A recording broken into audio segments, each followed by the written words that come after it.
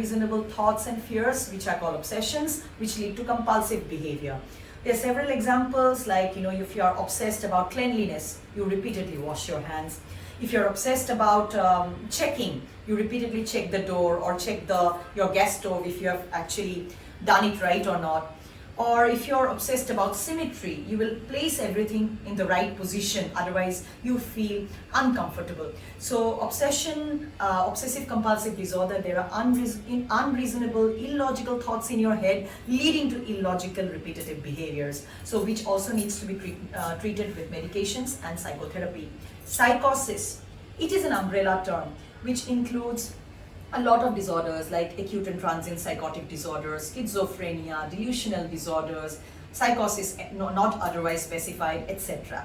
So what happens in psychosis is the person loses reality contact. So the person starts living in an imaginary world. Usually a person who's depressed or anxious would come to us and say, "Doctor, help me." A person who's psychotic will not come to us. His family members will bring him to us. And he will refuse coming to the hospital because he feels that he's all right, he's not unwell. So they lose reality contact and they start living in an imaginary world, because of which in the signs and the symptoms, they have two things. One is disorders in thought and the other is disorder in perception. So when we say disorder in thought, we refer to delusions. There is delusion of persecution when a person thinks that people are trying to harm him. There is delusion of reference when people think that everybody is discussing him. There is delusion of infidelity, which according to which a person doubts his spouse of infidelity. The spouse is cheating on him. In reality, that is not true. In delusion of grandiosity, the person feels very grandiose, like, I might start feeling that I am the president of America. I'm God himself.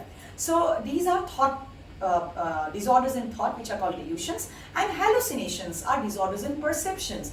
Like there is auditory hallucination. You hear voices when no one is talking to you. You see people when nobody is present. So when you have delusions and hallucinations and you have lost reality contact, it means that you're suffering from some kind of psychosis, and it is very necessary that these people should be given medicines. They refuse medicines. Sometimes medicines will have to be mixed with food, and sometimes they will need hospitalization if they turn very violent. And they can also attempt suicide or commit suicide. During COVID-19, another problem that has increased is substance abuse disorder. Substance abuse disorder means, psychoactive substances are used in an irrational way and in a harmful way.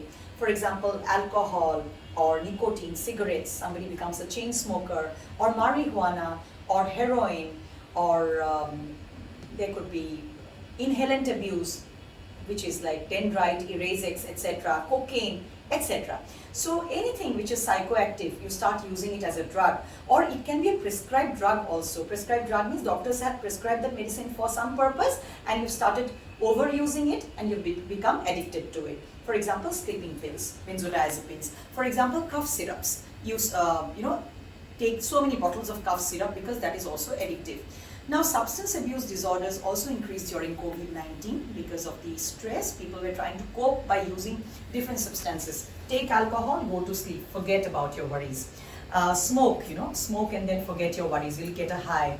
Push heroin, especially in youngsters, and forget about the tensions, because we don't know. COVID-19 has been such a blow to our careers. Now, these substance abuse disorders, when they use the substances every day, they become dependent on it, they become addicted to it, and that is a real problem, because if they try to stop, they develop withdrawal symptoms. They have headaches, they have increased BP, increased pulse rate, they have seizures, etc. They can't sleep, vomiting, etc.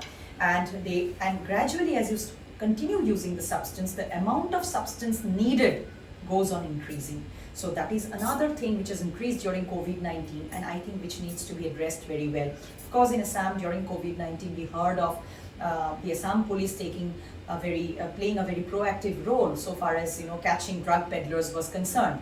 But I still get to see a lot of patients who come to me with substance abuse disorders, which has increased dramatically during the COVID-19 pandemic. Now, there is something else during COVID-19 which has become a huge problem, that is internet addiction, especially in the youngsters. Of course, every person from all age group can also become an addict.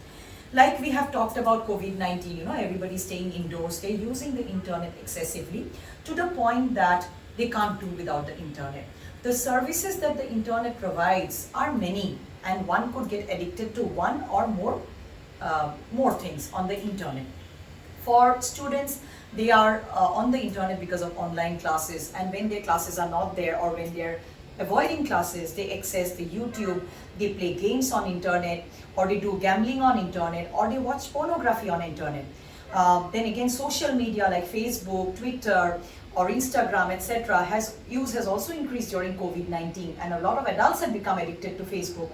So internet addiction is another problem which needs to be addressed, because if we have to keep people's mental health all right, and if we have to prevent psychological disorders, because a lot of internet addiction become